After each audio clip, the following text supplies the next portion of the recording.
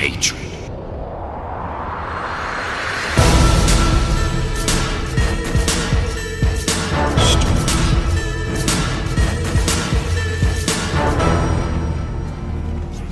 We're in the Great War now.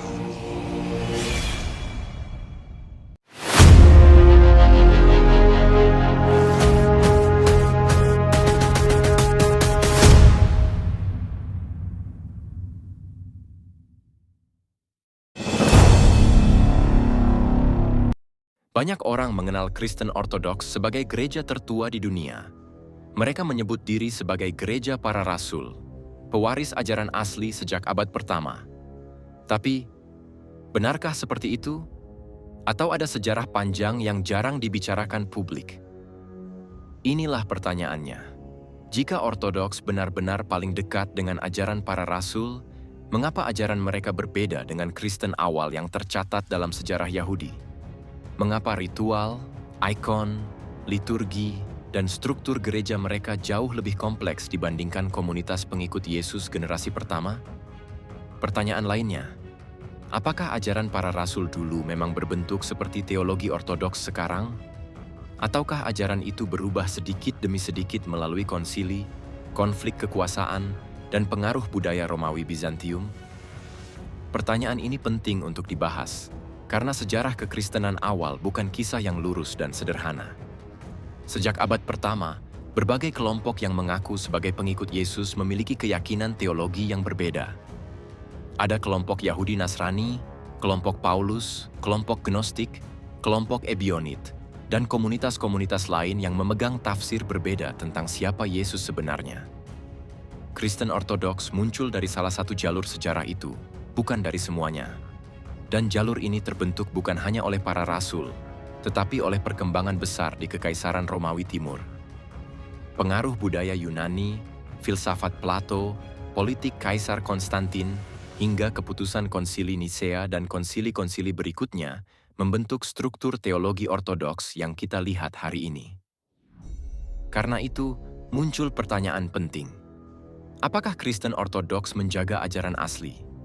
Atau mereka menjaga hasil final dari proses panjang yang dipengaruhi politik, kekaisaran, dan budaya Yunani Romawi? Ortodoks menekankan kesinambungan suksesi apostolik, yaitu garis uskup yang diklaim tidak terputus ke para rasul. Namun sejarah mencatat bahwa pada abad-abad awal, banyak uskup yang terlibat dalam konflik teologis, perebutan kekuasaan gereja, dan pertentangan politik yang sengit. Beberapa ajaran ditetapkan sebagai ortodoks, sementara yang lain diberi label sesat, lalu dilarang atau dihilangkan.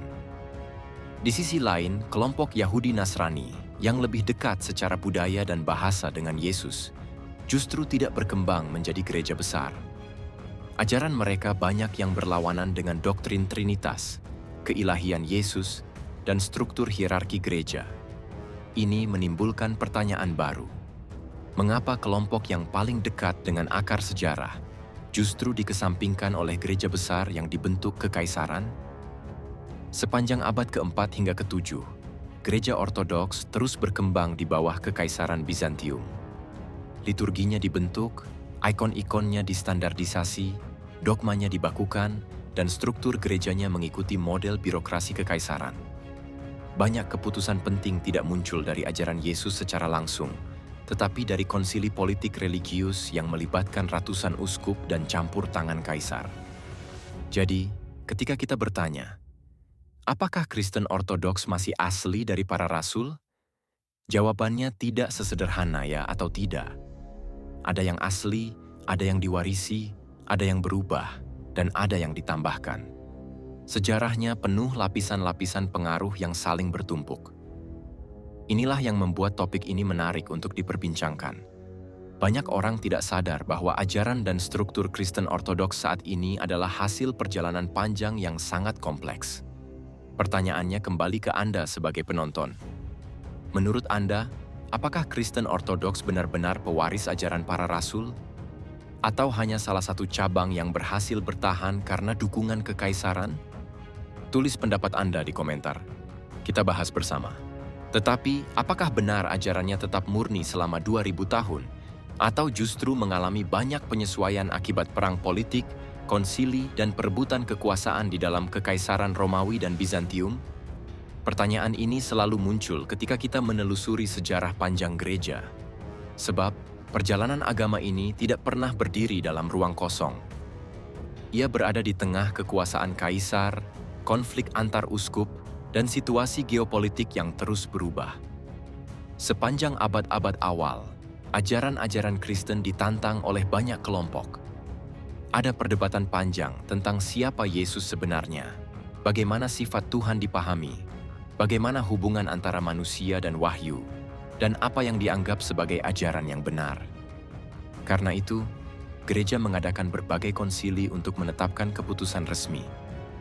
Namun keputusan-keputusan itu seringkali tidak hanya didasarkan pada kajian teologis, tetapi juga dipengaruhi oleh kepentingan politik dan stabilitas kekaisaran.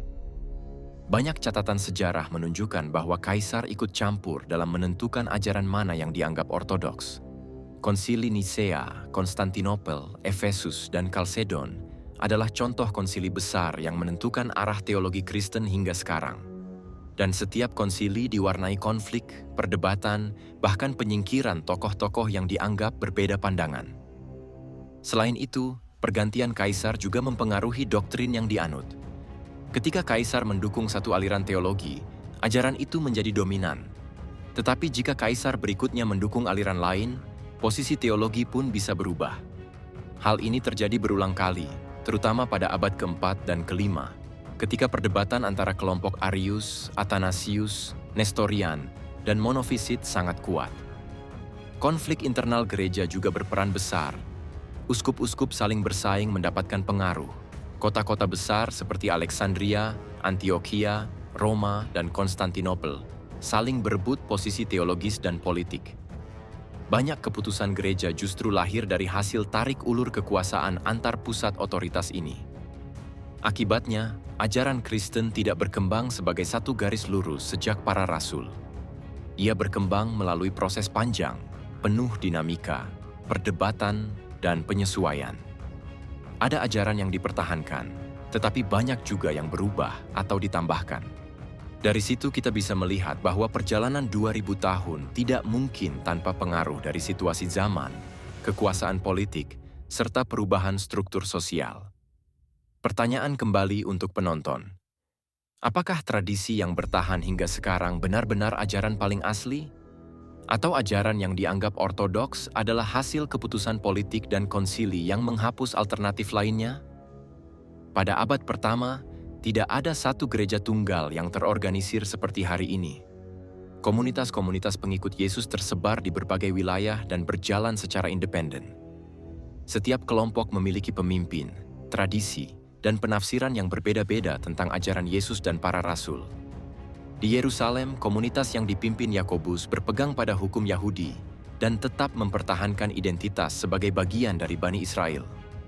Sementara itu, komunitas-komunitas lain di Antioquia, Efesus, Korintus, dan Roma berkembang dengan gaya yang sangat berbeda dan dipengaruhi budaya setempat. Perbedaan-perbedaan itu tidak kecil. Ada komunitas yang menekankan Yesus sebagai nabi dan utusan. Ada yang menekankan perannya sebagai Mesias. Dan ada pula yang memaknainya dengan cara yang lebih filosofis, terutama di wilayah yang terpengaruh budaya Yunani. Karena itu, ajaran Kristen pada masa awal bersifat beragam dan tidak terpusat. Tidak ada satu otoritas tunggal yang menentukan mana ajaran yang benar atau salah. Situasi ini membuat perkembangan doktrin sangat dinamis. Surat-surat Paulus, misalnya, menunjukkan bahwa perbedaan pandangan sering memicu konflik tajam antar komunitas. Ada kelompok yang menolak ajaran Paulus, ada yang mendukungnya, dan ada pula yang memadukan unsur Yahudi dan non-Yahudi. Semua ini menggambarkan bahwa masa awal kekristenan adalah masa pluralitas. Jauh sebelum munculnya struktur gereja besar seperti Ortodoks, Katolik, atau Protestan. Karena itu, ketika modern ini muncul klaim bahwa satu gereja paling asli atau paling murni sejak para rasul, kenyataannya lebih rumit. Pada abad pertama, tidak ada satu sistem tunggal, tidak ada satu doktrin terpadu, dan tidak ada pusat kekuasaan agama. Yang ada adalah jaringan komunitas kecil dengan keyakinan yang berkembang sesuai budaya dan wilayah masing-masing. Ada banyak kelompok yang mengaku mengikuti ajaran Yesus. Beberapa tetap dekat dengan tradisi Yahudi, menjalankan sunat, mengikuti hukum makanan, dan beribadah di sinagoga. Kelompok lain lebih terbuka terhadap non-Yahudi dan mulai mengembangkan teologi yang menekankan iman dan kasih karunia daripada ketaatan hukum secara ketat. Ada pula komunitas gnostik yang menekankan pengetahuan rahasia dan spiritualitas batin, berbeda jauh dengan kelompok Yahudi Nasrani. Setiap komunitas memiliki pemimpin sendiri, kitab suci atau tulisan yang dianggap penting, serta praktik ibadah yang unik. Di Yerusalem, pengikut Yakobus menekankan ketaatan pada Taurat dan tradisi leluhur. Di Antioquia, Paulus menyebarkan ajaran yang lebih universal, menekankan iman sebagai jalan keselamatan. Di Mesir dan Yunani, kelompok-kelompok lain mulai menggabungkan filosofi Yunani dengan ajaran Yesus, menciptakan percampuran yang disebut sinkretisme. Perbedaan-perbedaan ini membuat kekristenan awal bukan satu kesatuan. Tidak ada satu gereja resmi yang mengatur semuanya. Setiap komunitas berkembang sesuai konteks sosial, politik, dan budaya masing-masing. Beberapa kelompok berkembang pesat, sementara yang lain perlahan hilang atau dianggap sesat. Hal ini menimbulkan pertanyaan besar. Jika Kristen Ortodoks sekarang mengklaim sebagai pewaris ajaran asli para rasul, kelompok mana yang mereka maksud? Apakah ajaran yang dipertahankan benar-benar mewakili Yesus dan murid-muridnya? Ataukah ia hasil dari penyatuan sebagian tradisi yang bertahan karena faktor politik dan sejarah?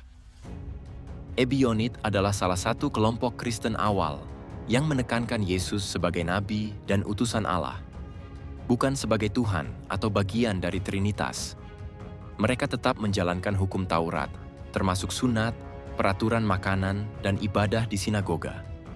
Bagi Ebionit, ketaatan kepada hukum Allah adalah inti iman, dan Yesus hanyalah contoh sempurna dari ketaatan itu. Kelompok ini menolak doktrin yang berkembang kemudian, seperti penebusan dosa melalui kematian Yesus atau konsep keselamatan yang bergantung pada iman saja.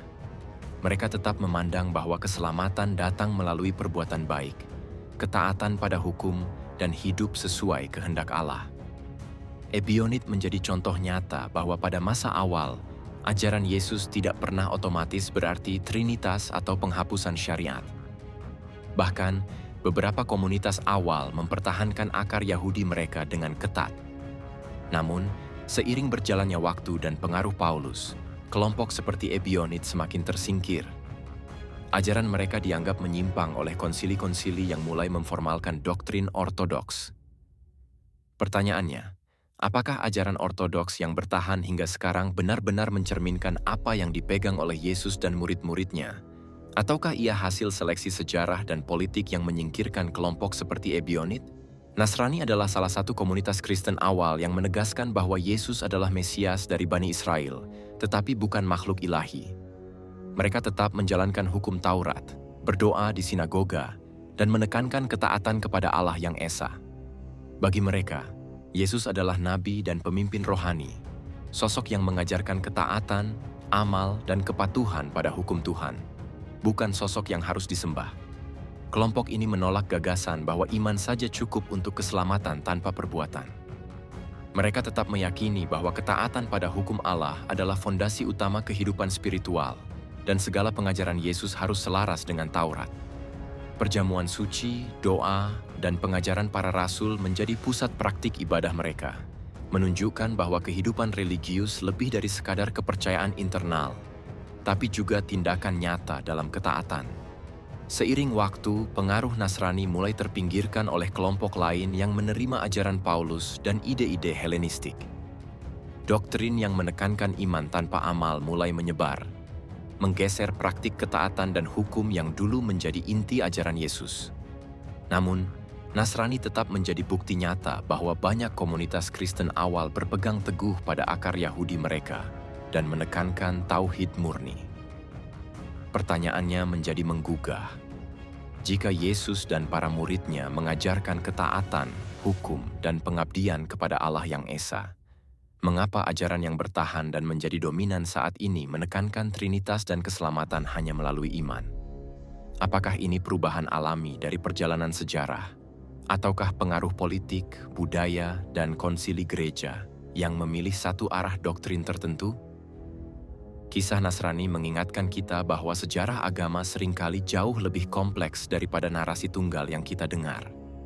Membaca akar dan perbedaan komunitas awal bukan hanya soal sejarah, tapi juga memberi pelajaran penting tentang bagaimana keyakinan dapat berubah, berkembang, atau bahkan digeser oleh kepentingan duniawi. Gnostik adalah salah satu kelompok Kristen awal yang memiliki pandangan berbeda dari Ebionit atau Nasrani. Bagi mereka, Yesus bukan hanya nabi atau Mesias, tetapi pembawa pengetahuan rahasia atau pengetahuan spiritual yang membimbing manusia memahami alam batin dan rahasia ilahi. Ajaran Gnostik menekankan dunia materi sebagai tempat yang penuh kesalahan dan keterbatasan, sementara keselamatan sejati datang melalui pemahaman dan pencerahan spiritual.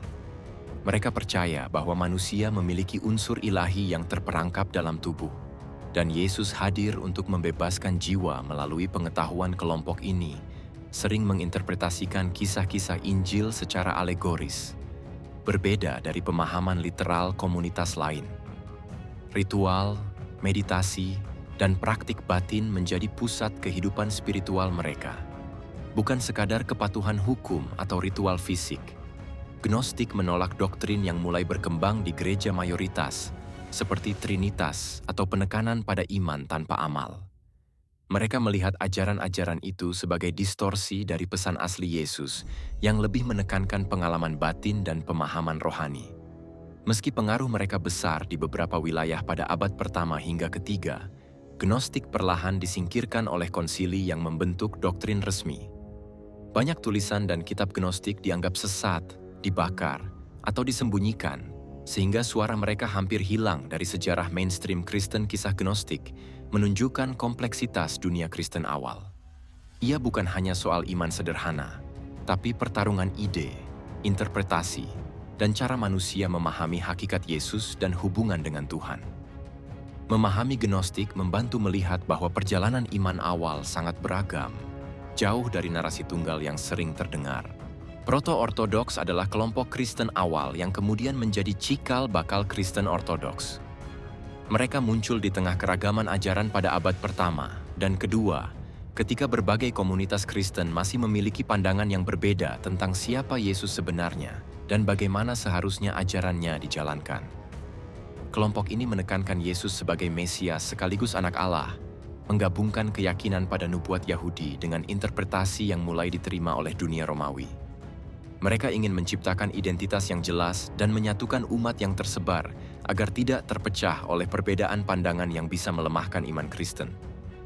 Proto-Ortodoks juga membangun struktur gereja yang lebih formal, menghadirkan uskup, diakon, dan pemimpin komunitas yang bertugas menjaga doktrin agar tetap konsisten dan tidak menyimpang. Mereka mulai menyeleksi kitab-kitab yang sahih dan membuang tulisan yang dianggap menyimpang atau berbahaya bagi persatuan iman. Tulisan-tulisan Gnostik, Nasrani, dan Ebionit yang berbeda pandangan secara perlahan disingkirkan, dibakar, atau disembunyikan. Kelompok ini menjadi motor lahirnya konsili-konsili gereja yang menentukan doktrin resmi, termasuk konsep keilahian Yesus dan Trinitas, yang kemudian menjadi dasar ajaran Kristen Ortodoks. Keputusan-keputusan ini tidak hanya soal teologi, tetapi juga soal politik, persatuan komunitas, dan bagaimana gereja dapat bertahan di dunia Romawi yang luas dan penuh tantangan. Keberhasilan Proto-Ortodoks dalam menyatukan iman membuat mereka menjadi figur penting dalam sejarah Kristen. Mereka berhasil menghapus sebagian besar keragaman awal dan membentuk jalur utama yang kemudian dikenal sebagai Kristen Ortodoks. Namun, keberhasilan ini juga menyisakan pertanyaan besar tentang suara-suara lain yang hilang, tentang ajaran Yesus yang asli, dan bagaimana sejarah agama dibentuk oleh konsensus dan kekuasaan. Kisah Proto-Ortodoks menarik karena memperlihatkan bagaimana iman dapat dibentuk, dipengaruhi, dan diarahkan, bukan hanya oleh keyakinan spiritual, tetapi juga oleh kebutuhan manusia untuk persatuan dan kontrol. Ini adalah titik di mana sejarah agama berubah, Dan jalur utama yang kita kenal saat ini mulai terbentuk dari ribuan ide dan keyakinan yang dulu bersaing di dunia Kristen awal. Kelompok yang kelak disebut Ortodoks hanyalah salah satu cabang dari banyak sekte Kristen awal. Pada abad pertama dan kedua, dunia Kristen jauh dari seragam. Berbagai komunitas memahami Yesus dan ajarannya dengan cara yang sangat berbeda. Ada yang melihatnya sebagai nabi biasa, ada yang sebagai Mesias Yahudi, ada pula yang memandangnya sebagai pembawa pengetahuan rahasia yang harus dicapai melalui pencerahan batin. Setiap kelompok memiliki kitab, tradisi, dan praktik sendiri yang kadang bertentangan satu sama lain. Ebionit menekankan ketaatan kepada hukum Taurat dan melihat Yesus sebagai nabi biasa. Nasrani melihat Yesus sebagai Mesias yang memenuhi nubuat, tapi bukan makhluk ilahi. Gnostik mengajarkan pengetahuan rahasia, menekankan pembebasan jiwa dari dunia materi. Sementara Proto-Ortodoks mulai menonjol, membangun struktur gereja formal, menyeleksi kitab-kitab suci, dan menetapkan doktrin yang kemudian diterima luas, termasuk konsep keilahian Yesus dan Trinitas. Tapi apakah ini benar-benar mewakili ajaran Yesus yang asli? Banyak tulisan dan dokumen awal yang disingkirkan atau dihancurkan, sehingga suara-suara dari kelompok lain lenyap dari sejarah resmi. Keberhasilan Ortodoks bukan hanya karena kebenaran ajaran, tetapi juga karena kemampuan mereka menegakkan struktur, memenangkan konsensus, dan memanfaatkan pengaruh politik di dunia Romawi yang luas. Bayangkan, di satu sisi ada komunitas yang menekankan ketaatan dan amal, di sisi lain ada yang menekankan pengetahuan dan pengalaman batin. Lalu Ortodoks muncul dan mengatakan, ini adalah jalan utama. Tapi apakah semua orang sepakat? Banyak yang hilang, banyak yang tertinggal di luar arus utama. Ajaran Yesus yang asli, yang menekankan tauhid, amal, dan ketaatan, perlahan tergeser oleh doktrin yang lebih terstruktur, lebih politis, dan lebih dominan secara sosial. Pertanyaannya kini menjadi menggelitik. Apakah yang kita kenal sebagai Kristen Ortodoks hari ini benar-benar mencerminkan pesan Yesus? Atau justru hasil dari perjuangan ide, konsensus politik, dan seleksi kitab-kitab yang menguntungkan satu kelompok? Bagaimana dengan kelompok awal lain yang hilang, yang mungkin memiliki pemahaman lebih murni tentang ajaran Nabi Isa? Apakah suara mereka benar-benar musnah, atau tersembunyi menunggu untuk ditemukan kembali? Sejarah ini memaksa kita berpikir ulang tentang asal-usul iman, bahwa apa yang kita sebut agama asli mungkin hanyalah satu jalur dari ribuan kemungkinan. Dan di balik doktrin resmi, ada kisah tentang persaingan ide, perebutan kekuasaan, dan hilangnya suara-suara yang mungkin lebih dekat dengan pesan Yesus yang asli. Proto-Ortodoks menetapkan Yesus sebagai sehakikat dengan Bapa. Mereka menekankan bahwa Yesus bukan sekadar nabi atau Mesias Yahudi, tetapi memiliki esensi ilahi yang sama dengan Allah. Keputusan ini menjadi titik kunci dalam pembentukan doktrin Kristen Ortodoks, karena membedakan ajaran Ortodoks dari kelompok awal lain yang melihat Yesus berbeda, seperti Ebionit yang menekankan ketaatan hukum Taurat atau Gnostik yang menekankan pengetahuan rahasia. Penetapan ini tidak muncul begitu saja. Itu merupakan hasil konsili, debat panjang, dan persaingan ideologi antara berbagai kelompok Kristen awal. Dalam konsili, Proto-Ortodoks menggunakan pengaruh politik, tekanan sosial, dan strategi seleksi kitab suci untuk memastikan doktrin mereka diterima secara luas. Konsep sehakikat dengan Bapa menjadi dasar legitimasi teologis yang kemudian dibakukan dan menjadi fondasi bagi doktrin Trinitas yang resmi. Keputusan ini menimbulkan pertanyaan besar bagi sejarah agama. Apakah ajaran ini benar-benar berasal dari Yesus sendiri, atau merupakan hasil rekayasa politik dan konsensus komunitas yang kuat? Banyak teks dan tradisi awal yang berbeda pandangan dibungkam atau hilang, sehingga suara-suara lain tidak terdengar dalam arus utama sejarah Kristen. Dengan menetapkan Yesus sehakikat dengan Bapa, Proto-Ortodoks bukan hanya menentukan identitas teologis, tetapi juga menegaskan jalur kekuasaan dalam gereja.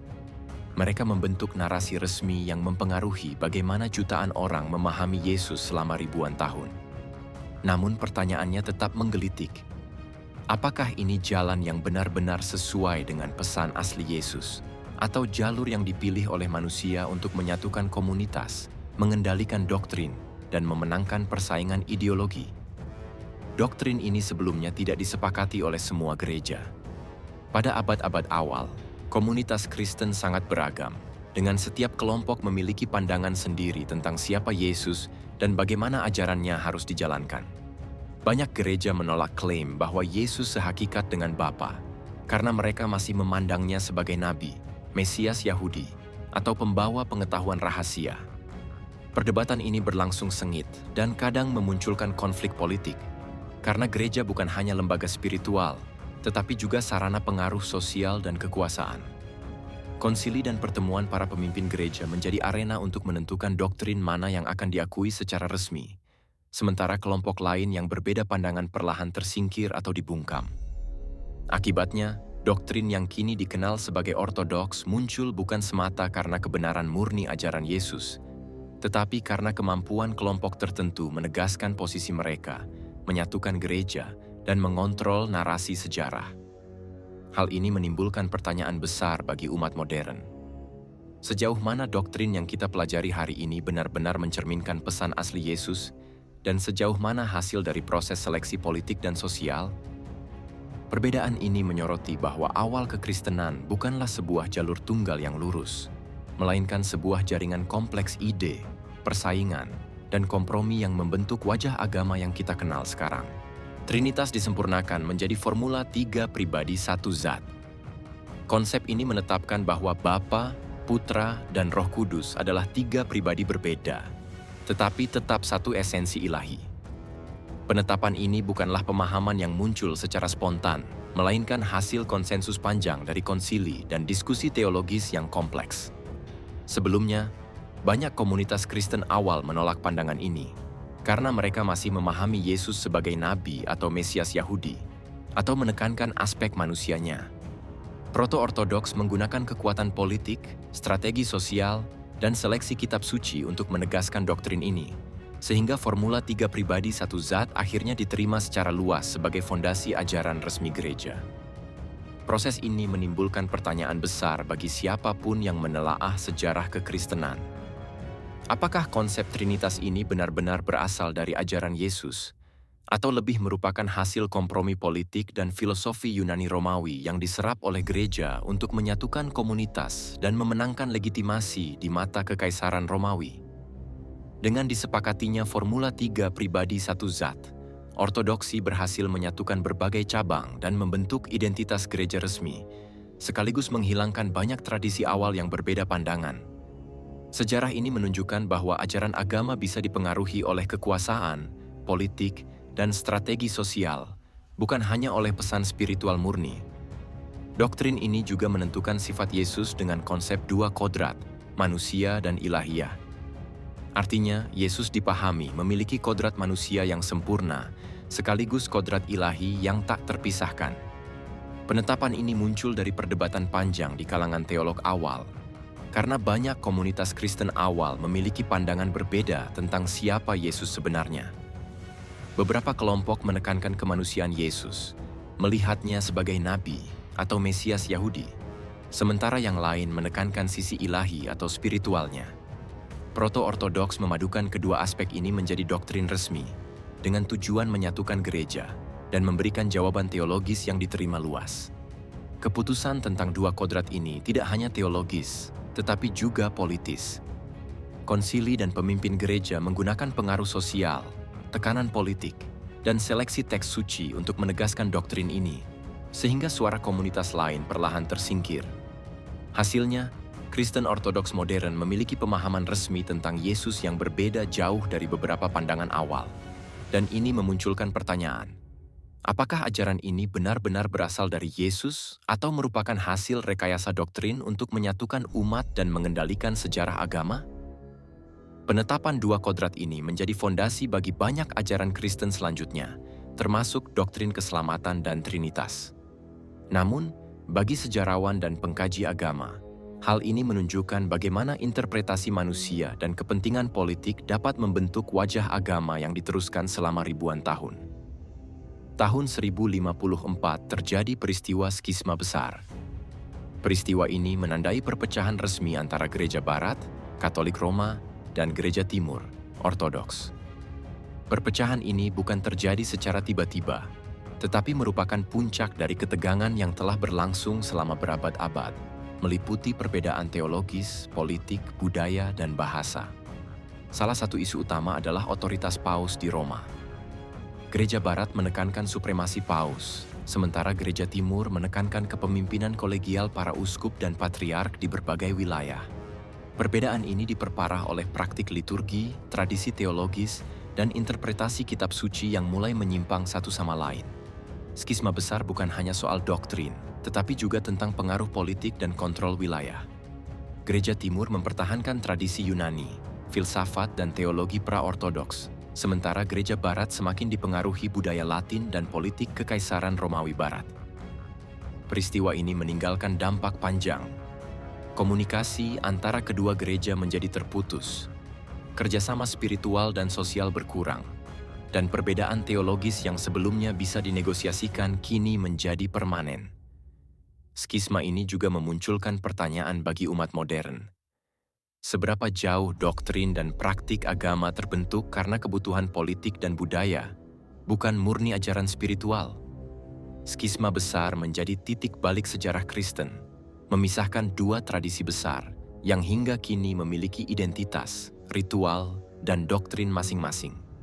Peristiwa ini mengingatkan bahwa sejarah agama sangat terkait dengan konteks sosial, politik, dan budaya yang mempengaruhi bagaimana keyakinan diwariskan dari generasi ke generasi. Gereja Timur berkembang menjadi gereja ortodoks. Gereja ini mempertahankan tradisi Yunani, liturgi kuno, dan ajaran para rasul sebagaimana dipahami oleh komunitas Kristen awal di wilayah timur Kekaisaran Romawi. Ortodoks menekankan kepemimpinan kolegial para uskup dan patriark, serta menolak klaim supremasi Paus Roma. Identitas gereja Ortodoks terbentuk melalui sejarah panjang konflik teologis, perbedaan budaya, dan tekanan politik. Mereka mempertahankan doktrin Trinitas, dua kodrat Yesus, dan ritual liturgi yang telah diwariskan sejak abad pertama. Namun, banyak dokumen dan Injil awal yang berbeda pandangan dengan ortodoksi dibuang atau disingkirkan, sehingga ajaran yang tersisa akhirnya menjadi fondasi resmi gereja. Gereja Ortodoks juga menekankan kesinambungan spiritual dengan para rasul dan tradisi awal. Namun pertanyaan muncul bagi umat modern. Apakah ajaran yang diterima sekarang benar-benar mencerminkan pesan asli Yesus atau sudah terpengaruh oleh politik, konsili, dan kebutuhan menyatukan komunitas yang berbeda? Sejarah Gereja Timur menunjukkan bagaimana kekuatan budaya, bahasa, dan politik membentuk identitas keagamaan, sekaligus mempertahankan narasi yang membedakan mereka dari Gereja Barat. Proses ini membuat Ortodoks tetap unik, dengan liturgi yang kaya, teologi mendalam, dan struktur kepemimpinan yang berbeda dari Katolik Roma. Gereja Barat berkembang menjadi Gereja Katolik Roma. Gereja ini menekankan supremasi Paus sebagai pemimpin tertinggi yang memiliki otoritas atas seluruh jemaat. Struktur hierarki yang kuat, doktrin resmi yang seragam, dan liturgi Latin menjadi ciri khas Gereja Barat, membedakannya dari Gereja Timur. Identitas Katolik Roma terbentuk melalui konsolidasi kekuasaan, keputusan konsili, dan pengaruh politik Kekaisaran Romawi Barat. Ajaran, praktik ibadah, serta penafsiran kitab suci diselaraskan untuk menciptakan kesatuan di seluruh wilayah yang luas. Banyak tradisi dan teks awal yang tidak sesuai dengan arah gereja secara bertahap disingkirkan, sehingga fondasi teologis yang tersisa menjadi resmi dan diterima secara luas. Katolik Roma juga menekankan kesinambungan dengan para rasul melalui garis apostolik yang diklaim tak terputus, sambil menyesuaikan diri dengan budaya Latin dan tuntutan politik. Hal ini memunculkan pertanyaan bagi umat modern. Apakah doktrin dan praktik yang diterima kini tetap murni dari ajaran para rasul, atau sudah terpengaruh oleh kebutuhan menyatukan komunitas dan memperkuat kekuasaan gereja? Sejarah Gereja Barat menunjukkan bagaimana politik, budaya, dan bahasa membentuk identitas keagamaan, sekaligus mempertahankan otoritas Paus sebagai pusat kekuasaan. Proses ini menjadikan Katolik Roma unik, dengan liturgi Latin yang khas, doktrin yang mapan, dan struktur hierarki yang kuat berbeda dari Gereja Timur. Perpecahan dipicu perbedaan teologis, budaya, dan politik yang semakin melebar antara Gereja Timur dan Gereja Barat.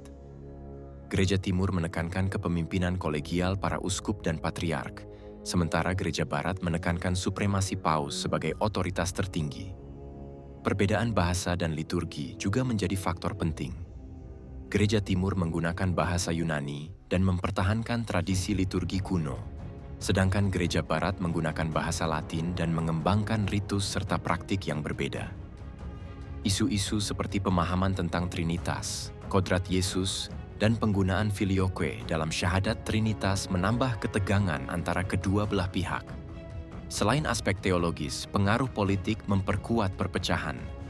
Kekaisaran Romawi Timur dan Barat memiliki kepentingan berbeda, dan gereja sering digunakan sebagai instrumen politik untuk mempertahankan kontrol atas wilayah masing-masing. Pertentangan ini membuat komunikasi dan kerjasama antara kedua gereja menjadi semakin sulit. Perpecahan ini akhirnya mengarah pada skisma besar, menandai pemisahan permanen antara gereja Ortodoks di timur dan gereja Katolik Roma di barat. Peristiwa ini menjadi titik balik penting dalam sejarah Kristen, membentuk dua tradisi besar yang hingga kini memiliki identitas, praktik, dan doktrin yang berbeda. Politik memainkan peran besar dalam perpecahan gereja timur dan barat. Kekuasaan dan pengaruh menjadi pertimbangan utama di balik keputusan-keputusan gereja. Kekaisaran Romawi Timur dan Barat memiliki kepentingan berbeda dalam mengontrol wilayah, sumber daya, dan loyalitas umat, sehingga gereja sering digunakan sebagai alat politik untuk memperkuat dominasi masing-masing pihak. Persaingan politik ini memperburuk ketegangan teologis. Otoritas paus di barat dianggap sebagai ancaman bagi kekuasaan kolegial para patriark di timur. Keputusan konsili dan penetapan doktrin tidak selalu berdasarkan kebenaran spiritual, tetapi sering dipengaruhi oleh kebutuhan politik untuk menjaga persatuan atau memperluas pengaruh wilayah. Seiring waktu, perbedaan politik ini membentuk identitas gereja yang terpisah. Gereja Barat menguatkan hierarki dan supremasi paus, sementara Gereja Timur mempertahankan sistem kepemimpinan kolegial. Politik dan agama saling terkait sehingga perpecahan bukan hanya soal doktrin, tetapi juga soal kekuasaan dan kontrol sosial. Bahasa menjadi salah satu faktor penting yang memperlebar perbedaan antara Gereja Timur dan Barat. Gereja Timur menggunakan bahasa Yunani dalam liturgi dan tulisan teologisnya, sementara Gereja Barat menggunakan bahasa Latin. Perbedaan ini bukan sekadar soal komunikasi, tetapi juga memengaruhi penafsiran ajaran, doktrin, dan teks suci. Ketidakmampuan memahami bahasa pihak lain menimbulkan salah pengertian dan kesulitan dalam dialog teologis. Banyak istilah penting dalam teologi, seperti konsep Trinitas, kodrat Yesus, dan syahadat, diterjemahkan berbeda atau dimaknai secara berbeda, sehingga menimbulkan perbedaan doktrin yang signifikan. Bahasa juga memperkuat identitas budaya masing-masing gereja. Liturgi Yunani Timur mempertahankan tradisi kuno dan nuansa spiritual yang khas, sementara liturgi Latin Barat berkembang menjadi ritual yang seragam dan terstruktur. Perbedaan bahasa ini menjadi penghalang komunikasi dan salah satu pemicu utama perpecahan yang akhirnya menegaskan batas antara Ortodoks dan Katolik Roma.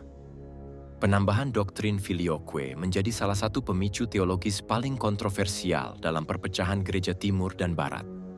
Frasa filioque, yang berarti "dan dari anak", ditambahkan dalam syahadat Trinitas oleh Gereja Barat untuk menyatakan bahwa Roh Kudus berasal dari Bapa dan Anak, bukan hanya dari Bapa seperti dalam tradisi Timur. Gereja Timur menolak penambahan ini karena dilakukan tanpa konsili universal dan dianggap merubah doktrin asli yang diwariskan para rasul. Perbedaan ini memicu debat teologis panjang mengenai hak untuk menetapkan doktrin, interpretasi kitab suci, dan otoritas gereja. Kontroversi filioque bukan hanya soal kata-kata, tetapi mencerminkan perbedaan cara berpikir, tradisi, dan struktur kepemimpinan. Barat menekankan otoritas paus yang bisa menetapkan doktrin, sementara Timur menekankan konsensus kolegial para patriark. Isu ini menjadi simbol ketegangan yang lebih luas dan memperdalam jurang perpecahan antara Ortodoks dan Katolik Roma. Kepemimpinan paus menjadi faktor sentral yang memperlebar perpecahan Gereja Barat dan Timur. Gereja Barat menegaskan supremasi paus sebagai pemimpin tertinggi yang memiliki otoritas penuh atas seluruh jemaat. Paus dianggap sebagai penerus garis apostolik Petrus, sehingga setiap keputusan doktrin, disiplin, dan administrasi gereja harus tunduk pada otoritasnya.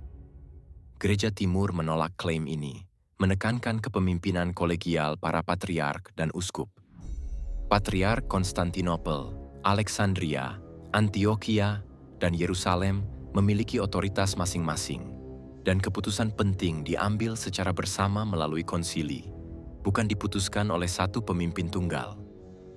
Perselisihan mengenai otoritas paus bukan sekadar masalah struktur, tetapi juga menyangkut hak menetapkan doktrin, interpretasi kitab suci, dan legitimasi spiritual.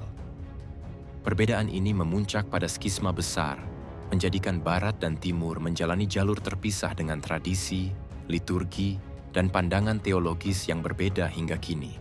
Kekaisaran Bizantium memainkan peran besar dalam membentuk dan menegaskan identitas Kristen Ortodoks.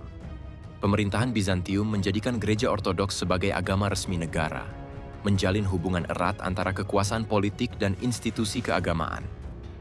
Kaisar berperan aktif dalam urusan gereja, termasuk memimpin konsili, menetapkan doktrin, dan mengawasi kepemimpinan para patriark, sehingga agama menjadi alat politik sekaligus pemersatu bangsa. Keterikatan ini membuat Ortodoks berbeda dari Gereja Barat, yang menekankan supremasi paus. Dalam Bizantium, kekuasaan spiritual dan politik saling melengkapi. Ketaatan kepada gereja berarti juga ketaatan kepada kaisar. Liturgi, tradisi, dan praktik keagamaan dikembangkan sesuai dengan budaya Yunani dan kebijakan kekaisaran, memperkuat identitas Ortodoks sebagai cabang Kristen yang unik dan terpisah dari Barat. Peran Bizantium menegaskan bahwa sejarah, politik, dan agama tidak dapat dipisahkan. Ortodoks tumbuh bukan hanya sebagai keyakinan spiritual, tetapi juga sebagai simbol identitas budaya dan politik, yang hingga kini tetap mempertahankan tradisi kuno dan otoritas kolegial para patriark. Banyak keputusan teologi dalam sejarah Kristen Ortodoks didorong oleh kombinasi faktor politik, budaya, dan kebutuhan untuk menyatukan umat. Kaisar dan penguasa Bizantium sering mempengaruhi konsili untuk memastikan doktrin yang disepakati mendukung stabilitas kekaisaran. Persaingan antara kota-kota besar, patriark, dan kelompok gereja lokal juga memaksa adanya kompromi teologis untuk menjaga persatuan dan mencegah perpecahan lebih lanjut. Selain faktor politik, pengaruh budaya Yunani dan filsafat juga mendorong penafsiran doktrin agar sesuai dengan logika dan tradisi intelektual saat itu. Hal ini terlihat dalam cara Ortodoks memformulasikan ajaran tentang Trinitas, kodrat Yesus, dan sakramen, yang semuanya menekankan keseimbangan antara iman dan rasio.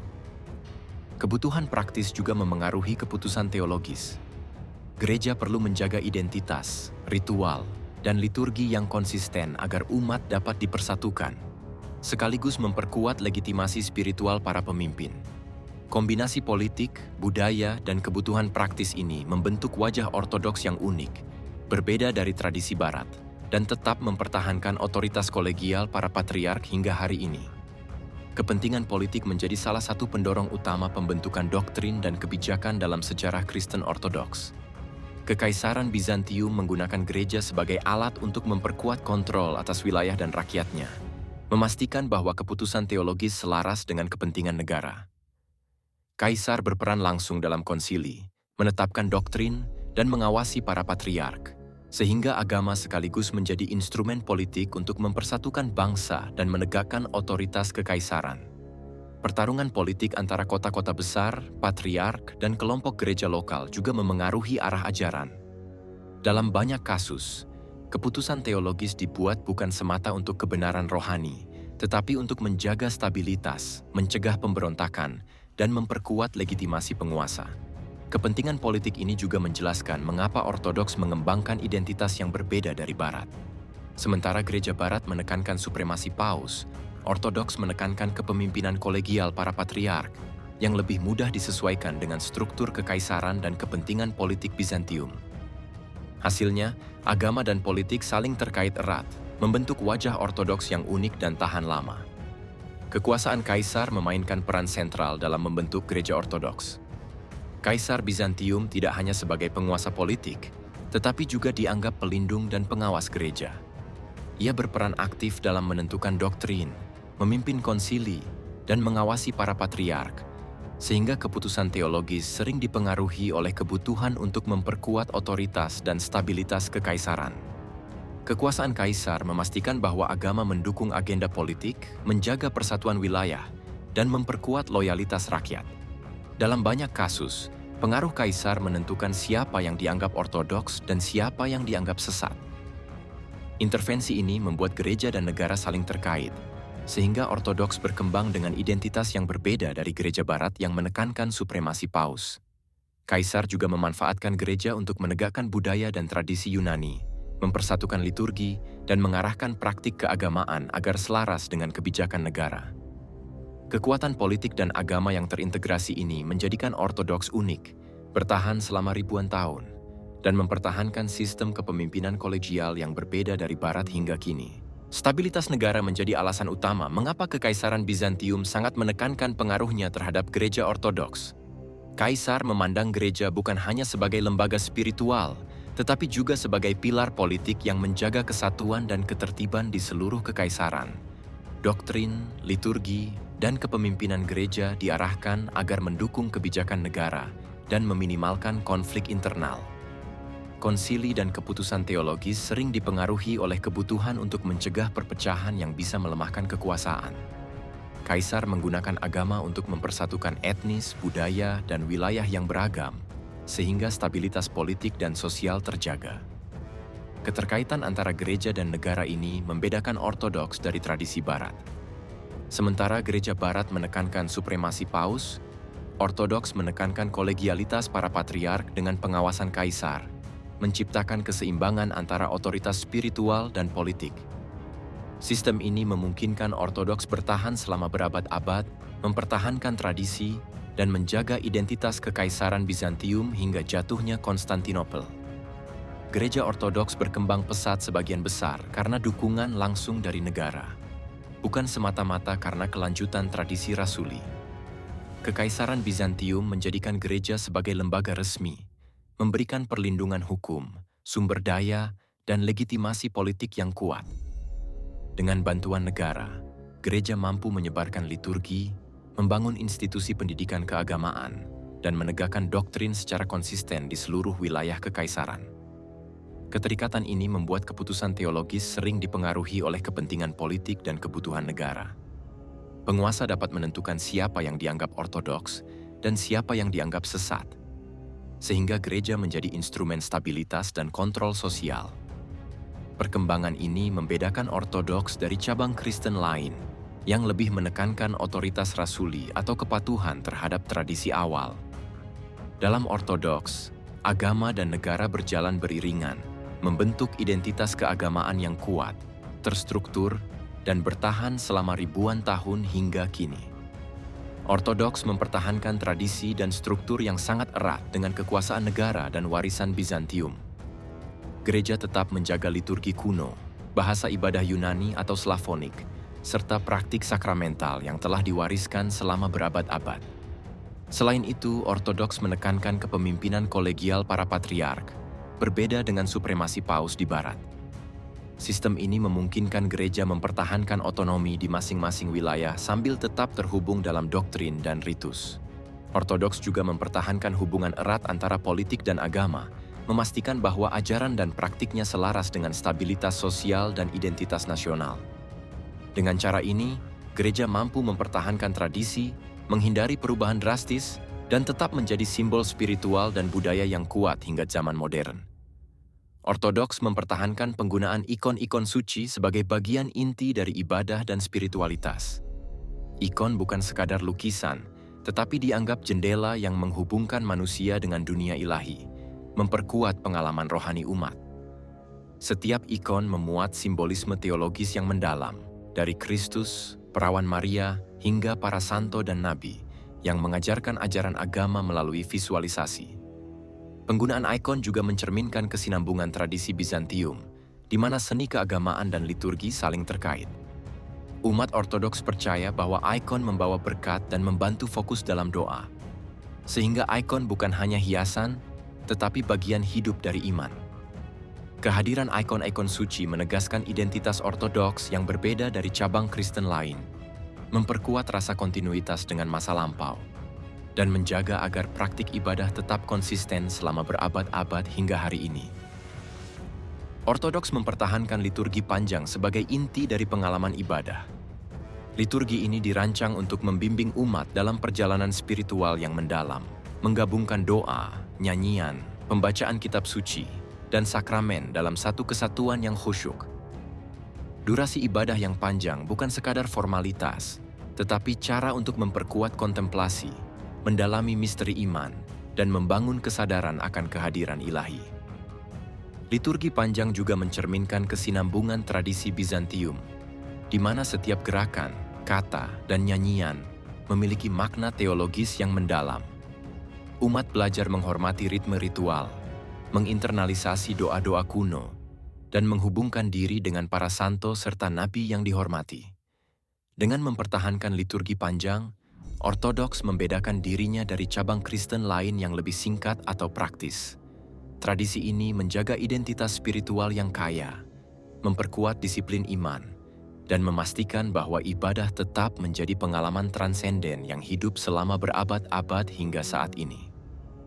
Ortodoks mempertahankan praktik doa kepada Orang Kudus sebagai bagian penting dari kehidupan spiritual. Umat tidak menyembah Orang Kudus, tetapi memohon perantaraan mereka kepada Allah, meyakini bahwa para santo dan nabi yang saleh memiliki kedekatan khusus dengan Tuhan. Doa ini dianggap membantu umat menekankan kerendahan hati, ketekunan, dan inspirasi rohani dalam menghadapi kehidupan sehari-hari. Praktik ini juga menegaskan kesinambungan tradisi Bizantium, di mana para santo menjadi teladan iman dan sumber berkat bagi komunitas. Ikon-ikon suci sering digunakan dalam doa kepada Orang Kudus, membantu umat fokus dan merasakan kehadiran spiritual yang nyata. Dengan mempertahankan doa kepada Orang Kudus, Ortodoks menekankan hubungan yang hidup antara umat, para santo, dan Allah. Membedakan praktik mereka dari cabang Kristen lain yang lebih menekankan doa langsung kepada Tuhan saja. Tradisi ini menjaga kedalaman rohani dan kontinuitas iman selama berabad-abad hingga hari ini. Banyak praktik baru muncul pada abad ke-5 hingga ke-7, menandai evolusi gereja Ortodoks yang tetap mempertahankan tradisi lama sambil menyesuaikan diri dengan kondisi politik dan sosial. Praktik-praktik ini mencakup pengaturan liturgi yang lebih sistematis, pengembangan monastisisme, penyusunan kanon kitab suci, dan pembakuan kalender gerejawi. Monastisisme berkembang pesat dengan biara-biara menjadi pusat pendidikan, doa, dan budaya spiritual. Biarawan dan biarawati menjadi penjaga tradisi, menyalin kitab suci, dan melestarikan doktrin yang telah ditetapkan. Selain itu, aturan liturgi diperluas dengan ritual-ritual baru, doa-doa khusus, dan penguatan hierarki gereja, termasuk peran patriark dan uskup.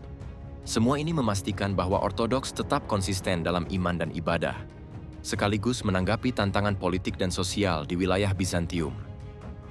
Evolusi ini memperkaya tradisi Ortodoks, membuatnya hidup dan relevan hingga masa kini, meski tetap berbeda dari cabang Kristen lainnya. Praktik-praktik baru yang muncul antara abad ke-5 hingga ke-7 tidak ditemukan dalam ajaran Yesus maupun para rasul pada masa awal. Banyak elemen, mulai dari ritual khusus, hierarki gereja yang kaku, hingga pengembangan monastisisme formal, merupakan adaptasi terhadap kebutuhan politik, sosial, dan budaya Kekaisaran Bizantium. Ini menunjukkan bahwa gereja Ortodoks, meski mempertahankan warisan liturgi dan doktrin awal, juga mengalami transformasi signifikan. Banyak aspek yang sekarang dianggap tradisi suci sebenarnya lahir sebagai respons terhadap stabilitas negara, pengaruh filsafat, dan persaingan kekuasaan antara berbagai kelompok Kristen. Kesadaran ini menimbulkan pertanyaan menarik bagi umat. Sejauh mana praktik yang kita jalankan saat ini benar-benar berasal dari ajaran Rasul, dan mana yang merupakan hasil adaptasi historis?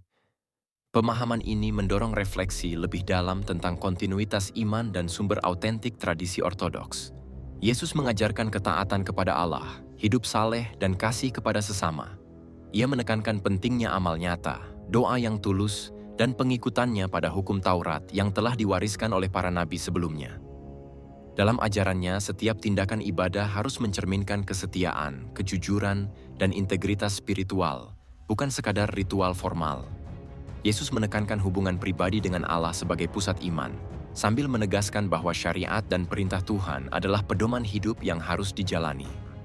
Ajaran ini menekankan keseimbangan antara iman dan perbuatan, antara kasih dan ketaatan, yang menjadi inti dari tradisi rasul-rasul awal.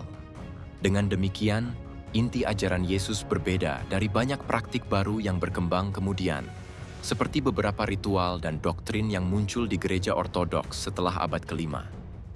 Ia menegaskan bahwa iman sejati selalu berakar pada ketaatan dan kesalehan, bukan pada pengembangan doktrin politik atau ritual tambahan. Tauhid menjadi inti ajaran Yesus yang menegaskan, Tuhanmu adalah Allah yang esa. Ia menekankan keesaan Allah sebagai fondasi iman, mengingatkan bahwa penyembahan hanya ditujukan kepadanya, tanpa perantara yang menyaingi. Pesan ini selaras dengan tradisi para nabi sebelumnya, menekankan ketaatan, ketulusan, dan kesadaran akan kehadiran Tuhan dalam setiap aspek kehidupan. Tauhid yang kuat ini menegaskan bahwa hubungan manusia dengan Allah harus langsung dan personal, tanpa dipengaruhi oleh politik, doktrin baru, atau pengembangan ritual yang lahir kemudian. Ia menekankan bahwa keesaan Tuhan bukan sekadar konsep teologis, tetapi panduan hidup yang membentuk moral, etika, dan spiritualitas pengikutnya. Dalam konteks perkembangan gereja ortodoks maupun cabang Kristen lainnya, pesan tauhid ini menjadi pengingat bahwa ajaran Yesus awal berbeda dari banyak praktik dan doktrin tambahan yang muncul berabad-abad kemudian. Ini membuka ruang refleksi bagi umat. Sejauh mana iman yang dijalankan hari ini benar-benar mencerminkan tauhid yang Yesus ajarkan.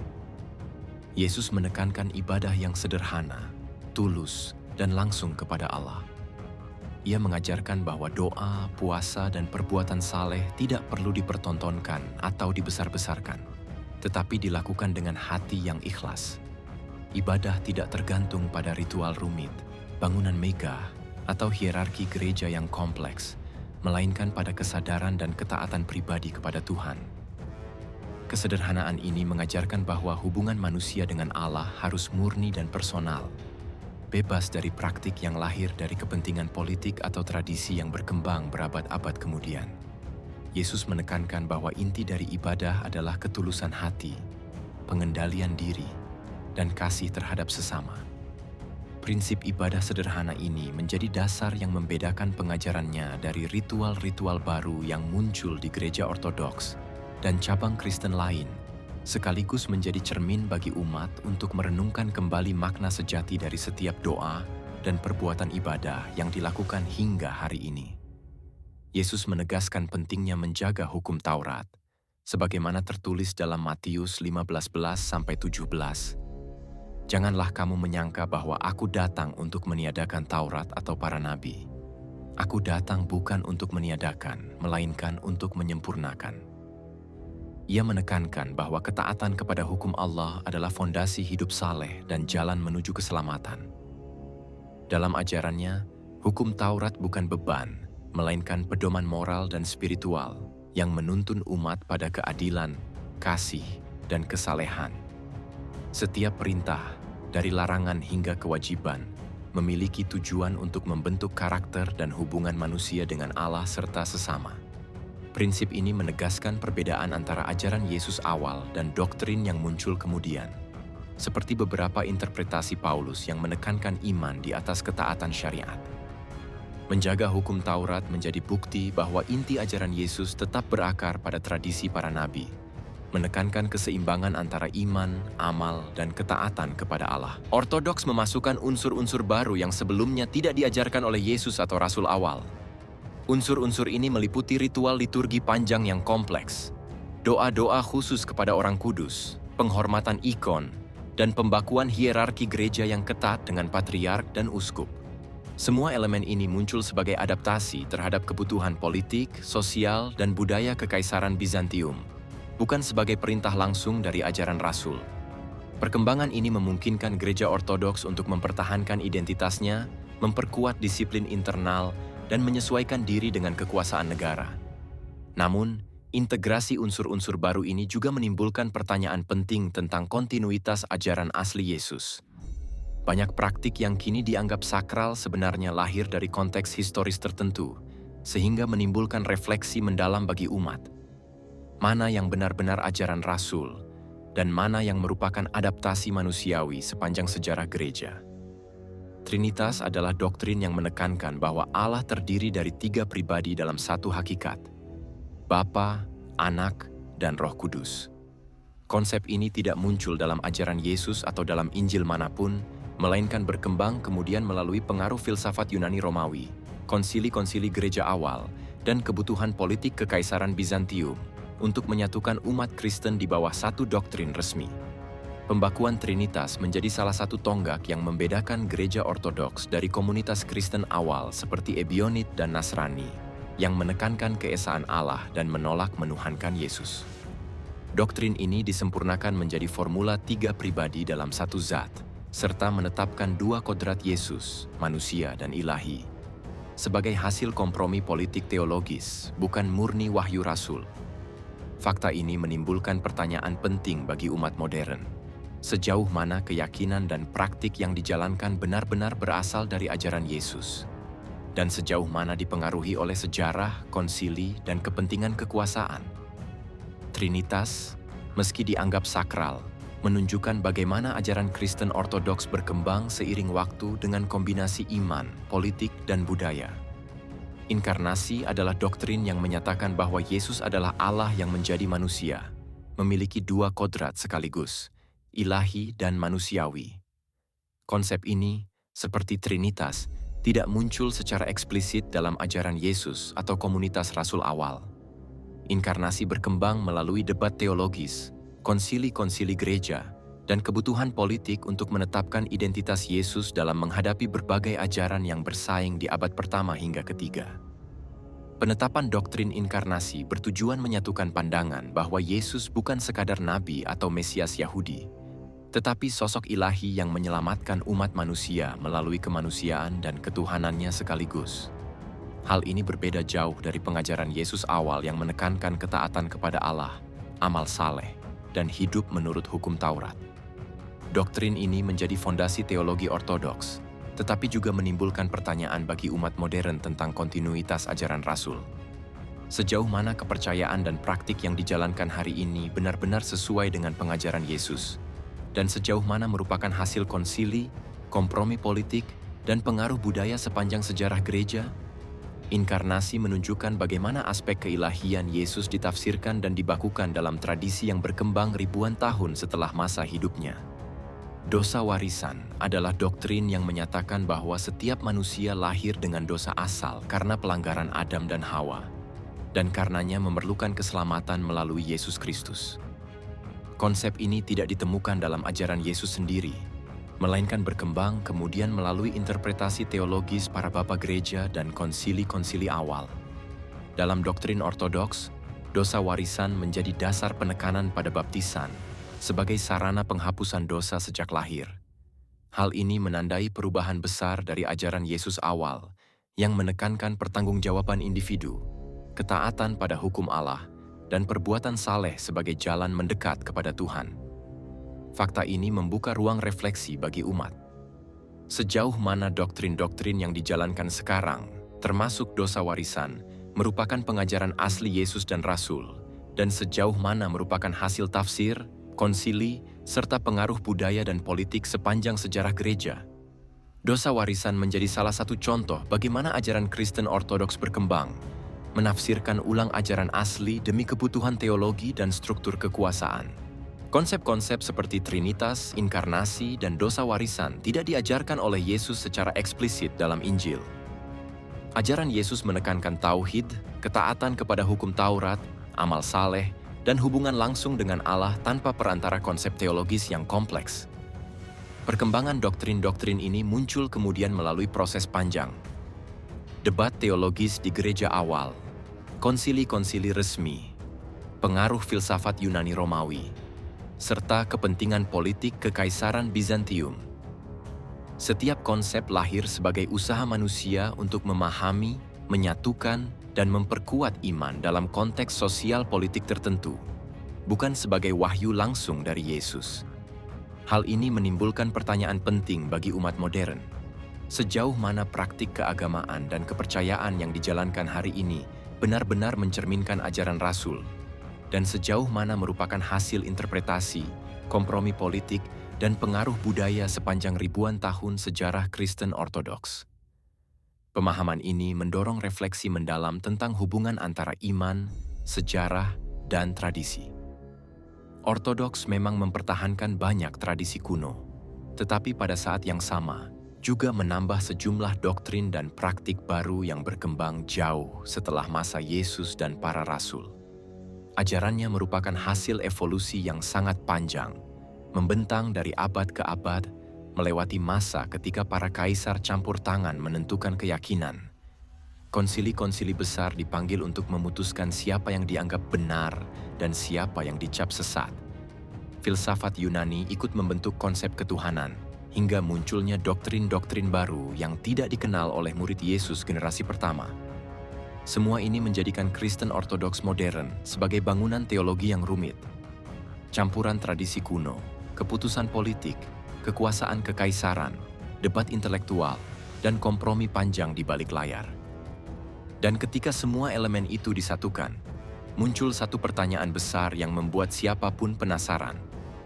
Seberapa jauh keyakinan hari ini telah bergeser dari pesan awal Yesus? Tidak ada bukti kuat bahwa Ortodoks mempertahankan 100% ajaran Yesus. Yang ada justru jejak perubahan yang berlangsung dari abad ke abad, mulai dari konsili yang mengubah pemahaman ketuhanan, perdebatan teolog yang saling menuduh sesat, hingga pengaruh kekaisaran yang ikut menentukan mana doktrin yang harus diikuti rakyat. Di sepanjang perjalanan sejarah itu, terlalu banyak tambahan, penafsiran, dan penyesuaian yang membuat garis ajaran awal makin sulit dilacak dengan pasti. Semua ini membuat satu pertanyaan besar menggantung di benak siapapun yang mempelajari sejarahnya. Ajaran manakah yang benar-benar berasal dari Yesus dan yang mana hasil rekayasa zaman? Terima kasih telah mengikuti kisah ini hingga akhir. Di balik setiap peristiwa sejarah, selalu ada rahasia yang menunggu untuk diungkap. Jika Anda merasa tergerak, jangan ragu untuk memberikan like, menuliskan pandangan Anda di kolom komentar, dan tekan tombol subscribe sebagai bentuk dukungan Anda. Dengan begitu, Anda turut menjadi bagian dari perjalanan kami menelusuri jejak-jejak masa lalu yang terlupakan. Aktifkan juga lonceng notifikasi, agar Anda tidak tertinggal ketika lembaran sejarah berikutnya kembali kami buka. Sampai bertemu di kisah selanjutnya. Salam hormat dan sejahtera untuk Anda semua.